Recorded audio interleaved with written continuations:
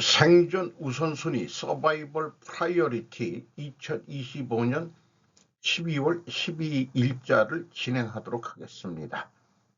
1979년 12.12 사태가 기억나는 날이기도 합니다.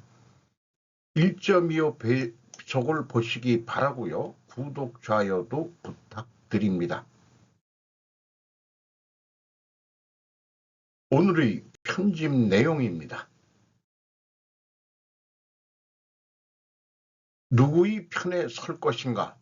전 세계 170조 원 투입 기술 주권 전쟁이 시작된 이유라는 제목으로 타일러 볼까요? 12월 11일자 방송분을 캡처했습니다. 미국은 동맹인데 왜 독소 조항을 요구할까요? 일부 미중 기술 패권 전쟁 속에서 한국은 누구의 편에 설 것인가라는 낡은 질문에 갇혀 있는지도 모릅니다. 여기에서 또 물음표를 하나 좀 집어넣어야 되는데 왜 누구의 편에 설 것이란 게 왜 낡은 질문인지 모르겠습니다. 미국은 칩스법으로, 중국은 빅펀드로, 심지어 EU조차 유럽 반도체법으로 자국의 기술주권 확보에 사활을 걸고 있습니다. 이번 영상에서 타일러는 효율성 중심의 세계화가 끝나고 안보와 생존 중심의 블록 경제가 시작되었음을 진단합니다. 기술주권은 모든 것을 만들자는 자급자족이 아니라 누구도 무시할 수 없는 대체 불가능한 카드를 쥐는 것입니다. 이 새로운 게임의 룰 속에서 한국은 어떤 전략을 선택해야 할까요? 상당히 거창한 주제입니다. 2부 예고도 하고 있네요. 반도체 성공 신화가 발목을 잡는 이유. 그래서 진행된 내용은 누구의 편에 설 것인가, 통념 하나, 동맹이라는 환상, 칩스법, 통념 둘, 효율이라는 낡은 논리, 요소수 사태. 전 세계는 지금 기술주권 전쟁 중 기술주권의 진짜 의미는 자급자족은 아니다. 주권이 없으면 파트너가 아닌 볼모가 된다. 결론, 당신이 생각하는 한국의 조커 카드는 무엇입니까? 진행 과정에 중국의 경제적 보복 리스크를 제어할 수 있는 길이 열린다. 기술 주권을 갖게 된다면 강력한 카드를 가질 수 없다면 볼모가 된다. 이런 얘기죠. 그래서 중국 의존도를 낮추면은 이제 눈치 안 봐도 되겠지 하는 이런 그림을 또 진행 과정에 보여줬네요. 테일러가 이렇게 좀 물어보니까 제가 이 젊은 친구한테 한국말 엄청 잘하는데 상당히 식견이 높아요. 기술적으로는 모르겠고 한국이 미국 51번째 주가 된다는 게 내 카드네, 이 사람아.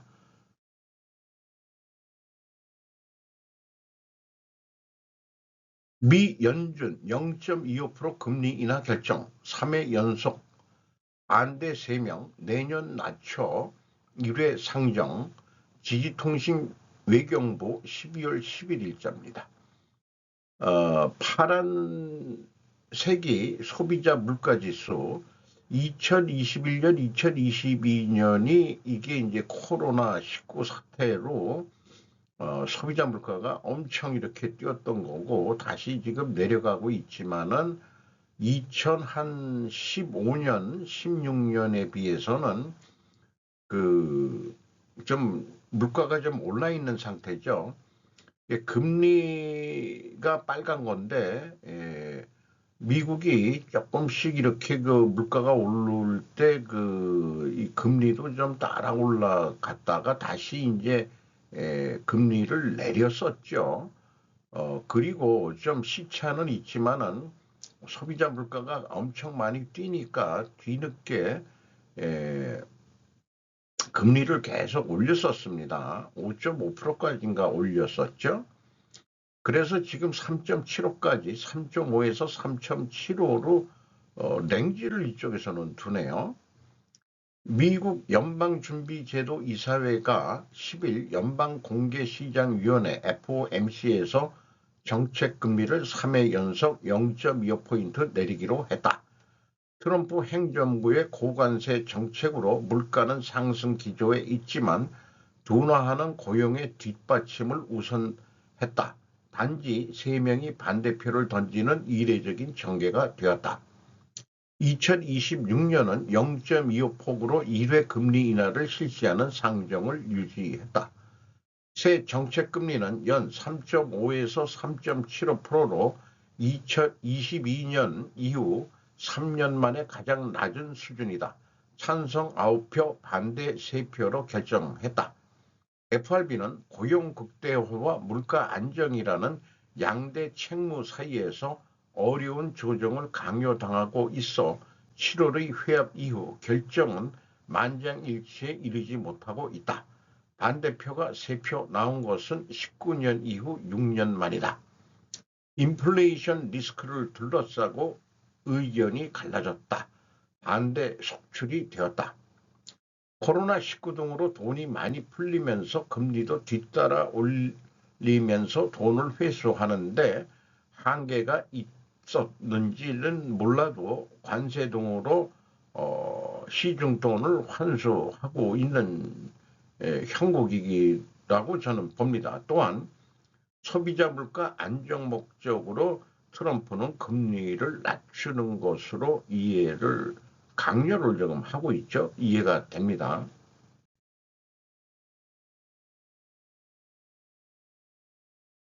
FRB 금리 인하폭 작다. 배로 늘려야 했다 비판. 미국 대통령 지지통신 외교부 12월 11일입니다. 트럼프 미국 대통령은 10일 연방준비제도 이사회 FRB의 금리 인하폭에 대해 작다라고 지적했다. FRB는 이날 정책금리를 3회 연속 0.25포인트 인하하기로 결정했다. 트럼프는 금리 인하폭을 적어도 배로 할 수 있었을 것이라고도 강조했다. 백악관에서 기자들에게 말했다. 트럼프 당선인은 파월 의장을 고집쟁이 FRB를 무능하다고 깎아내리며 금리가 떨어지고 있지만 그 정도는 아니다라고 비난했다. 게다가 미국의 금리 수준은 더 낮아야 한다라고 한층 더 금리 인하를 요구. 선정을 추진하고 있는 차기 의장에 관해서 금리의 정직한 인물을 찾고 있다라고 말해 금리 인하를 요구하는 자신의 의향을 정리할 후보를 선택할 생각을 시사했다. 참고적으로 트럼프 2.0 고정 메뉴에서 베네수엘라 앞바다 유조선 납포, 미 정권 압박 강화, 미 국방예산 140조엔 권한법안 하원 재통과, 가장 영향력 있는 여성 고이치 3위 미 경제지 순위, 관광객 SNS 제출 의무와 미 정부안 일본인도 대상, 한국인도 대상. 요 다카이 총리가 됐을 때 박수를 받는 건데 일본의 뭐 거물들이 뒤에 다 이렇게 있죠. 아소타로, 스가 전 총리, 기시다 전 총리, 새로 다카이치 총리. 여기에 뭐 이 사람이 또 누구 뭐 있었죠? 예. 한동훈 당 대표일 때 한학자 총재가 만나자고 이상한 요청 거부. 이상현 매일경제 12월 10일자입니다. 한 전 대표는 11일 사회관계망 서비스 SNS를 통해 저와 반대로 이재명 대통령은 더불어민주당 대표 당시 한 총재를 만나고 싶어 한 것 같다며 관련 의혹을 보도한 한 언론 내용 일부를 함께 소개했다. 그러면서 이재명 당시 민주당 대표가 윤영호 전 통일교 세계본부장에게 직접 한 총재 만나겠다고 연락했다는데 라며 왜 만나고 싶어 했는지, 실제로 만났는지, 만나서 뭐 했는지 밝혀야 한다고 촉구했다.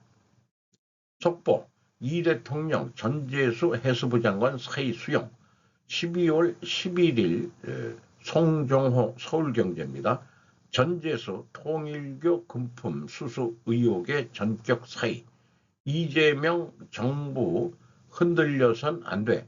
직 내려놓고 대처. 반나절도 되지 않아 대통령실 사의 수용 공지. 통일교 파문에 대한 정동영 통일부의 황당 성명문. 뉴스 토마토 인용하라.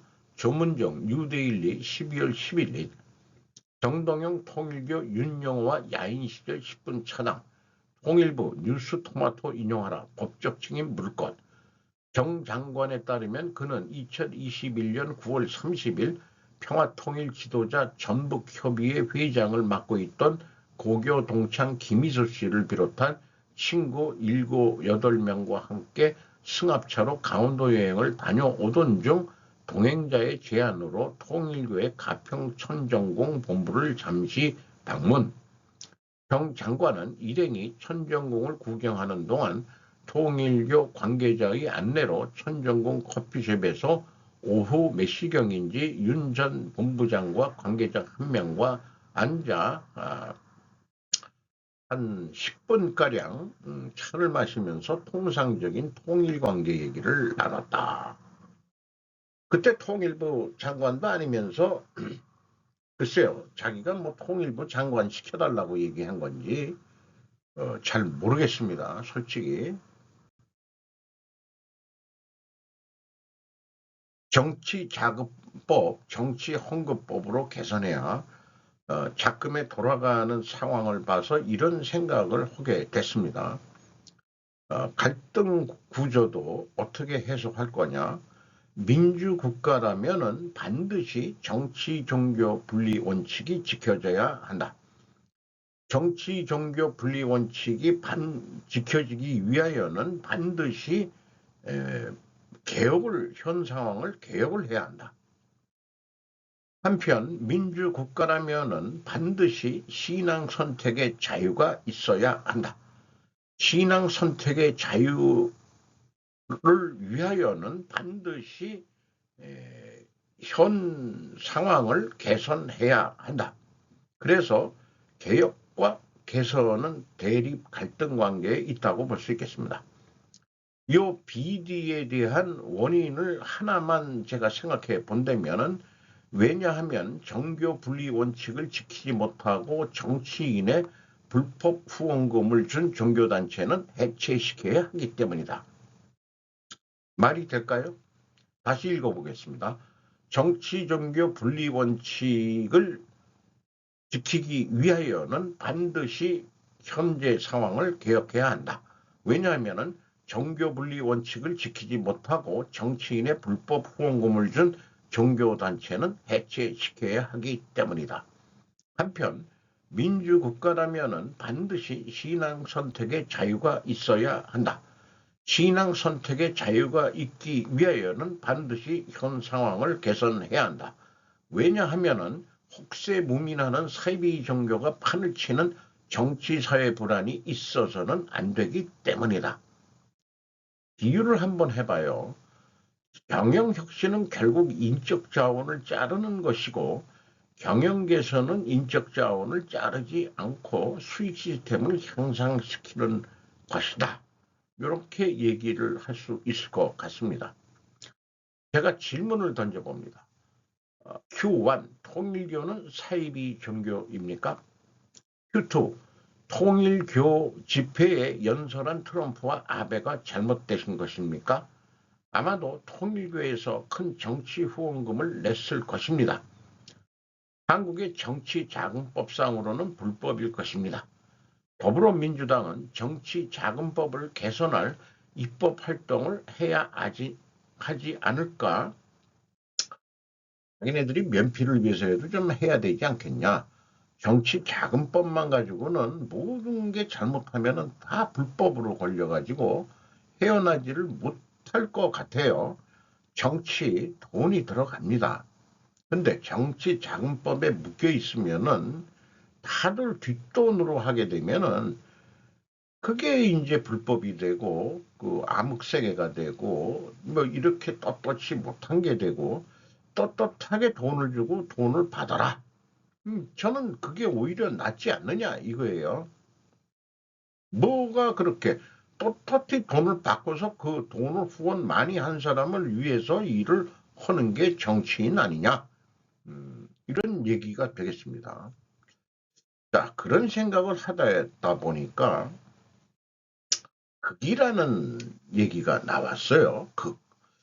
그래서 제가 왼쪽을 극자, 그 다음에 오른쪽을 극으로 표현했는데 우가 저에게 물었습니다.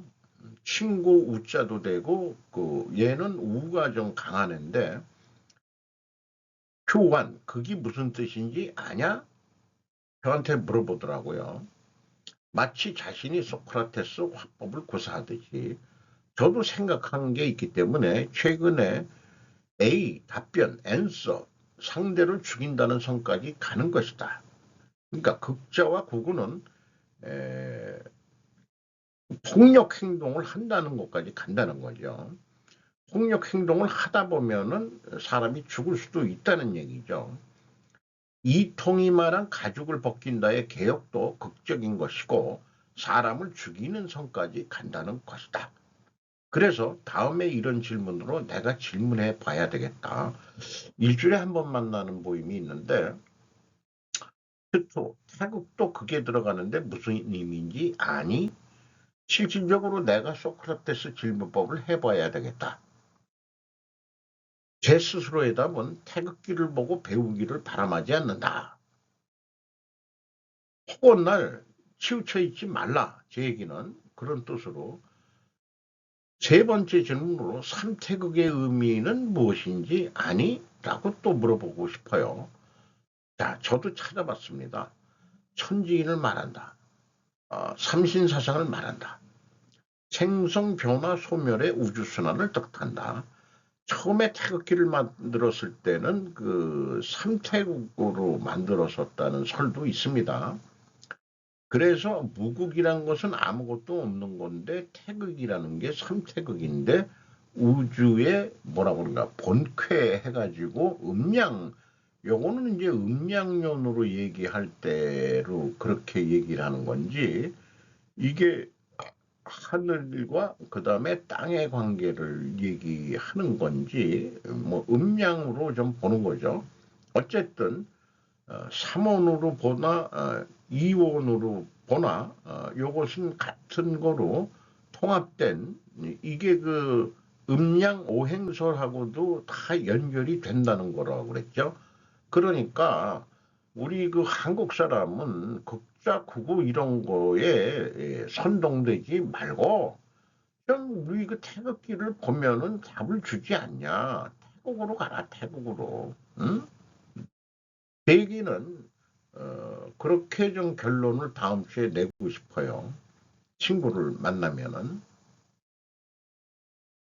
동부지검 경고에도 백혜령 검찰 수사기록 공개, 강지연 조선일보 12월 12일입니다. 경찰의 엄정조치 공문 발송, 세관마약 수사 외압 의혹을 수사 중인 서울 동부지검 합동수사단 합수단에 파견된 백혜령 경정이 12일 검찰 수사 기록을 공개했다. 동부지검은 명백한 공보규칙 위반이라고 했다.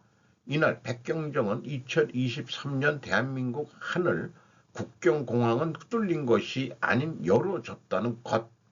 이 자료에 말레이시아 마약 운반책들이 2023년 2월 인천공항과 김해공항에서 인천지검, 중앙지검에 건고됐을 당시 찍힌 사진과 적발보고서 등 검찰 수사 기록이 포함됐다. 동부지검 관계자는 백경정에게 검찰 수사 기록을 제공할 때 절대 외부에 공개해서는 안 된다고 경고했었다며 공보규칙 위반이라고 했다. 왜 절대 외부에 공개해서는 안 되는 건지 그거는 모르겠어요. 여기에 의문이 들어갑니다.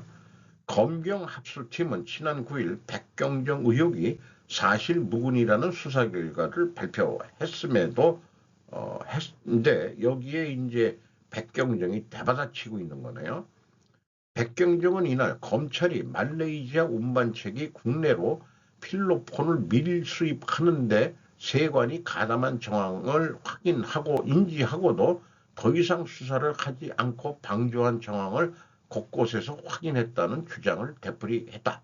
또 백경정은 경찰이 통신 자료를 요청을 해도 결재해주지 않아 수사를 진행하지 못하고 있다고도 했다. 백혜령, 이문정 현장 수사 기초도 몰라 검 경고에도 기록 추가 공개. 국민일보, 검찰 기초 중에 기초인 CCTV 영상 확보 안 했다고 합니다. 뭔 말인지. 그래서 이런 게 비유를 해보고 싶네요. 직장에서 수정헌법 제1조의 자유가 적용되나요? 유진 기자가 위키리크스 코리아에서 12월 1일자 거를 가져와 봤습니다. 수정헌법 제1조가 직장에 대해 하는 일과 하지 않는 일. 수정헌법 제1조의 45개 조항은 직원들의 직장 내 권리를 다루지 않습니다. 오히려 수정헌법 제1조는 연방, 주 및 지방 수준의 정부뿐만 아니라 공립학교와 같은 정부 운영기관에서도 표현의 권리를 제한할 수 있는 광범위한 제한을 설정하고 있습니다. 그렇다면 왜 수정헌법 제1조는 항상 직장에서의 자유를 보호하지 않나요?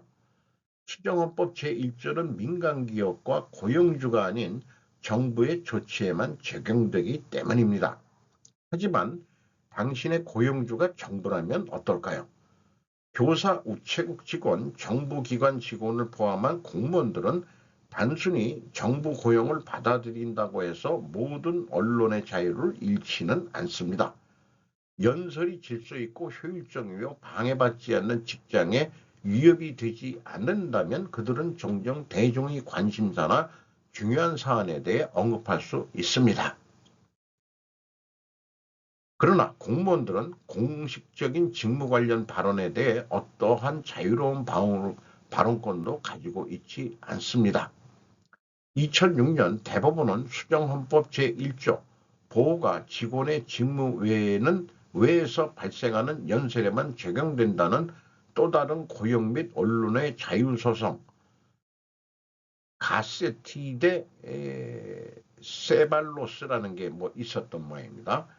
법원은 공무원이 직무수행 중 발언할 때 수정헌법 제1조에 대한 보호가 없다고 밝혔습니다. 말 조심해라 그런 얘기겠죠. 그러니까 요거 미국 수정헌법을 백경정한테 적용한다면은 보호받을 수 없다는 것 같이 느껴집니다. 미국 법에 의하면은. 공무원 및 소셜미디어 최근 공무원의 수정헌법 제1조 권리와 관련된 많은 사례는 해당 개인이 온라인에 게시한 내용에서 비롯됩니다. 예를 들어 2025년 9월 정치조직가 칼리 커크의 암살 이후 사람들은 소셜미디어 게시물로 인해 해고되었습니다. 공무원들이. 민간 직원은 직장 내 수정헌법 제1조 권리가 없으며 고용주가 게시물에 동의하지 않을 경우 징계 또는 해고될 수 있습니다. 직장에 언론의 자유가 있을 수가 있을까요? 아래에서 더 자세히 설명하지만 요점은 수정헌법 제1조가 민간 고용주에게는 적용되지 않는다는 것입니다. 이는 그들이 온라인을 포함한 발언을 위해 직원들을 자유롭게 징계할 수 있다는 것을 의미합니다. 직장은 오히려 더 공무원보다 더 셀지도 모르겠네요. 민간 고용주, 수정헌법 제1조는 민간 고용주에게는 적용되지 않습니다.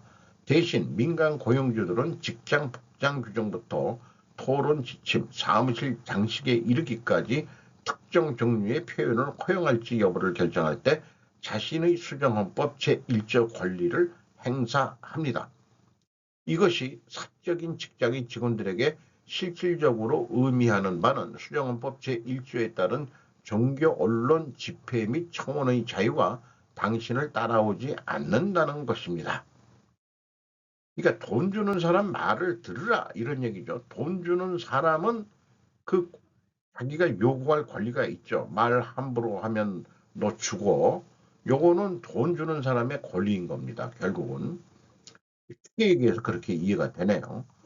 수정헌법 제1조는 정부 사업장에 한정되어 있으며 민간 고용주에게는 적용되지 않지만 다른 법률은 직원들과 그들의 업무 표현을 보호합니다.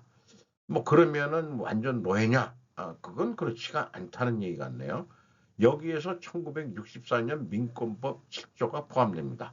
이 법은 공공 및 많은 민간 사업장에서 인종, 피부색, 종교, 성별 및 국가 출신에 따른 고용 또는 직업 차별을 금지하고 있습니다. 민간 사업장의 직원들에게 노조를 결성한 권리를 부여하는 전국 노동관계법, 직장에서의 자유로운 표현에 대한 결론, 많은 사람들이 개인적인 삶과 직업적인 삶을 분리하려고 노력합니다. 호평을 받고 있는 애플 TV 플러스 프로그램 세브란스는 극단적인 디스토피아적 관점에서 이를 살펴보고 있습니다. 이런 프로그램을 우리나라에서 누가 방송을 하는지 모르겠네요. 직장 내 기술을 향상시키는 5가지 방법을 또 소개를 하고 있습니다. 어쨌든 말조심해야 되지만은 첫째, 주간 및 월간 목표 설정. 이 내용 설명은 읽는 것은 생략하겠습니다. 필요하시면 화면을 정지해서 직접 읽어보시기 바랍니다. 두 번째, 작업 우선순위 지정. 여기 두꺼운 거는 제가 읽겠습니다. 작업 우선순위를 정하는 방법을 배우면 더 나은 결과가 스트레스가 줄어듭니다. 그러면 제 콘텐츠도 생존 우선순위죠. 저는 생존이 먼저다. 이런 얘기입니다. 세 번째, 멀티태스킹 방지. 네 번째, 피드백 주고받기. 다섯 번째, 프로세스 표준화 및 낙관적 전망. 맨 밑에 거는 읽겠습니다. 당신의 긍정적인 태도는 전염성이 있어 팀 사기를 높이고 팀원들 간의 더 나은 의사소통 능력을 길러줍니다. 뭐 밖에서 본 어떤 사무실 건물 좀 사진과 그 다음에 회의하는 모습의 사진을 가져왔습니다. 캐나다의 현실은 어떤가? 캐나다에서의 거래는 무엇인가요? 2025년 12월 4일자 피터 자이안의 뉴스레터를 가져왔습니다. 지난주 미국인들이 칠면조를 손질하는 동안 캐나다인들은 정치적 돌파구를 마련했습니다. 총리와 엘버타 총리는 엘버타의 중질 원유를 위한 새로운 파이프라인 경로를 발전시키기 위해 타협했습니다. 이 파이프라인은 북부 브리티시 컬럼비아를 관통하여 확장될 예정이며 이 지역의 파이프라인 및 유조선 적재에 대한 연방금지 조치를 폐쇄해야 합니다. 그 대가로 엘버타는 국가탄소가격 체계를 채택할 것입니다. 이는 트리도의 15년간의 적대적 관계 이후 극적인 변화를 의미합니다. 카니는 이 타협을 통해 정치적 중도를 회복하는 것이 더 가능해 보입니다. 다음 장이 어떻게 보일지에 대해서는 여전히 많은 캐나다 총리 카니와 엘버타 주지사 스미스 사이에 획기적인 정치적 합의가 이루어졌습니다. 아주 간략하게 설명하자면 양측 모두의 이익을 위해 타협안을 도출해낸 차분한 대화였습니다. 이 합의는 에너지 분야에 집중되어 있습니다. 캐나다 연방정부는 비터만 파이프라인 건설을 추진하기로 결정했습니다. 이 파이프라인은 엘버타에서 생산되는 무겁고 점도가 높은 원유를 운송하는 데 사용됩니다. 불확실성이 있지만 저는 조심스럽게 낙관적입니다. 이 원유는 땅을 전기로 흐르는 독특한 기술을 이용해 체결되는데 점도가 높고 불순물이 많아 특수 처리 및 취급 과정이 필요합니다. 그래서 엘버타는 항상 미국 시장에 원유를 판매해 왔습니다. 미국만이 대규모로 원유를 처리할 수 있는 유일한 국가이기 때문입니다. 하지만 미국은 석유 수출이고 엘버타는 큰 폭의 할인을 받아 판매해 왔습니다. 왜냐하면 이 미국이 독점적인 시장이기 때문입니다. 이제 연방정부는 브리티시 컬럼비아주 북부 지역까지 이어지는 송유관 건설을 약속했습니다. 현재 연방정부는 브리티시 컬럼비아주 북부 지역에서 송유관과 유조선 선적을 금지하고 있습니다. 따라서 이 금지 조치는 해제돼야 합니다. 그 대가로 엘버타는 캐나다 전체의 탄소 배출량을 2050년까지 제로로 줄이는 것을 목표로 하는 탄소 가격제 도입에 동의했습니다. 이에 대한 장단점은 나중에 논의할 수 있겠지만 핵심은 엘버타가 석유 경제이기 때문에 탄소 가격제와 배출권 거래제를 강력하게 반대해 왔다는 것입니다. 반면 캐나다는 상대적으로 친환경적인 국가입니다. 그리고 비록 엘버타가 연방정부의 가장 큰 수입원이지만은 그 모든 것이 석유에 기반하고 있다는 사실은 오타와나 다른 많은 주 정부에서 결코 좋게 받아들여지지 않았습니다. 이제 해결해야 될 세부 사항이 많이 남아 있습니다. 하지만 몇 가지 명심해야 할 점이 있습니다. 첫째, 연방정부와 엘버타주 정부는 지난 15년 동안 서로에게 고함을 질러 왔습니다. 그 이유는 지금은 집권하지 않은 저스틴 트루도 정부가 사실상 지능지수가 4 정도밖에 되지 않아 어떤 현안에 대해서도 성숙한 대화를 나눌 수 없었기 때문입니다. 그렇다고 해서 엘버타 주민들이 유연했다는 뜻은 아닙니다. 하지만 연방정부가 엘버타와 진정한 문제에 대해 논의할 의향이 없었다면 당연히 아무 일도 일어나지 않았을 것입니다. 이제 상황이 바뀌고 있는 것 같습니다. 자, 그럼 두 번째 항목으로 넘어가 보겠습니다. 캐나다의 정치적 중도층은 10년 넘게 텅 빈 주차장 같았습니다. 트루도 정부는 소수 정부였음에도 불구하고 녹색당을 비롯한 수많은 특수 이익 집단의 요구를 들어줘야 통치할 수 있었습니다. 그리고 그 때문에 국가 차원에서 어떤 일도 제대로 처리하기가 매우 어려웠습니다. 엘버타 문제를 고려하기도 전에 카니는 정치적 중도 노선으로 복귀하겠다는 공약을 내놓았습니다. 만약 그가 캐나다 자유당, 미국의 민주당과 비교하기 어렵지만을 정치적 중도 노선으로 이끌 수 있다면 그는 오랫동안 많은 것을 장악할 것입니다. 하지만 세 번째로 앞서 말씀드렸듯이 세부 조항들이 남고 현재로서는 해결해야 될 문제점들이 많이 남아 있습니다. 캐나다 원주민들은 이 협정에 포함되지 않습니다. 그들은 사실상 많은 결정에 대한 거부권을 가지고 있습니다. 두 번째로 송유관이 통과해야 하는 브리티시 컬럼비아 주도 이 협정에 포함되지 않았습니다. 그리고 과거에 그들은 엘버타가 하려고 했던 모든 일을 사실상 무산시키려고 맹렬히 반대했습니다. 기본적으로 이것은 캐나다 정치판에서 텍사스와 캘리포니아의 충돌이라고 생각하면 됩니다. 그리고 세 번째로 캐나다는 아직 가격 체계를 마련하지 못했습니다. 그리고 그 수치가 어떻게 될지 알기 전까지는 이 협정의 다른 구조 요소 중 하나인 탄소 포집 프로그램이 어떻게 작동할지 알 수 없습니다. 탄소 포집은 산업공정의 부산물로 이산화탄소가 발생하면 이를 대기 중으로 배출하는 대신 땅속에 주입하는 것입니다. 비용 편익 관점에서 보면 매우 비효율적인 아이디어입니다. 환경적인 관점에서 보면 탄소를 포집하여 대기 중으로 배출되지 않도록 하기 때문에 대체로 좋은 아이디어일 수 있지만 공짜는 아닙니다. 탄소 배출권 가격이 얼마인지 알아내기 전까지는 이런 시장을 통해 탄소를 땅속에 묻음으로써 얼마나 이득을 볼 수 있을지 아무도 모릅니다. 그래서 많은 세부 사항들을 살펴봐야 합니다.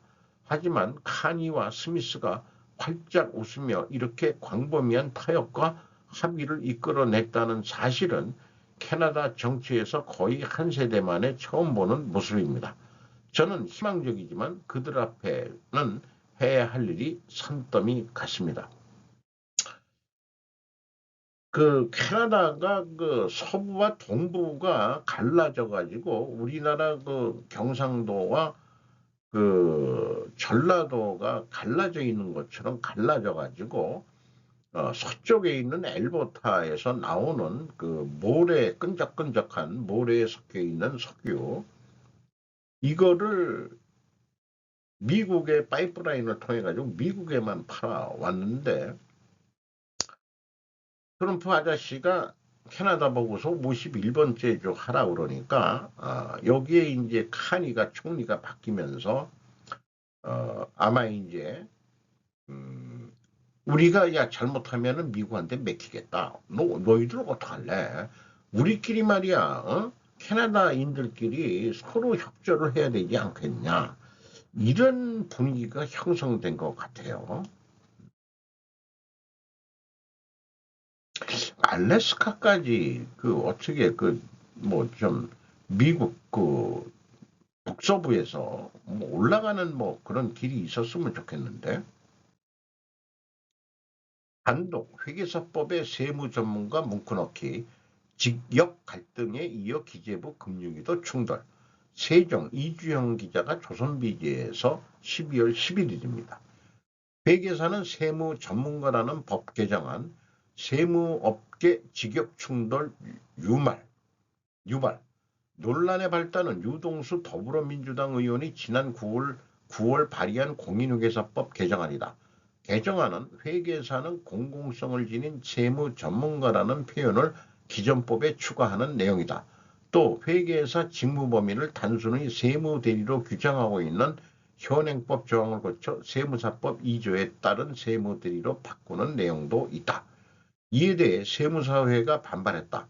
세무사법의 세무사는 공공성을 지닌 세무 전문가라는 문구가 이미 있는데 회계사법에 같은 표현을 넣는 게 바람직하지 않다는 것이다.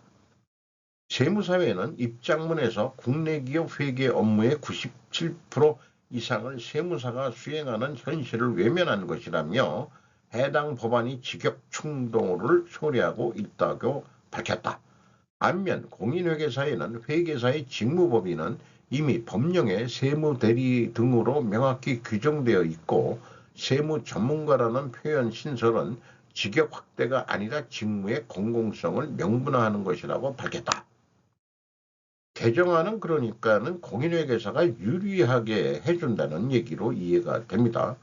기재부 세무사법과 충돌여지 있다. 금융위 회계사 책임성 높이는 규정. 업계 관계자는 자격증을 가진 전문직 업계에서 예전보다 돈벌이가 힘들어지면서 내부 경쟁이나 업권 침해에 대해 민감해지고 있다고 말했다.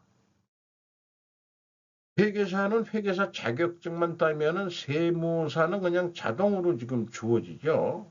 세무 대리를 할 수 있게끔.